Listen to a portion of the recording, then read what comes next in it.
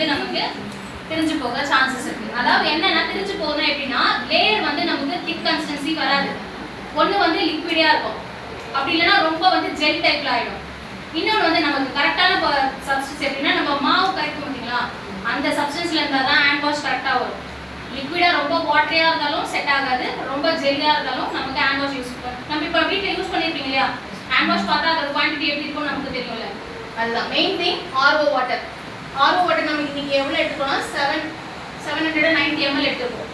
Next வந்து glycerin 10 gram, SLES 200 gram, AOS alpha olefin sulfonate. இது எதுக்குன்னா நம்ம வந்து இரிட்டேஷன் இருக்காது, ஹேண்ட் வாஷோட இரிட்டேஷன் இருக்காது, நல்லா நமக்கு வந்து ஃபோமிங் வரதுக்காக, நுரைக்கிறதுக்காக.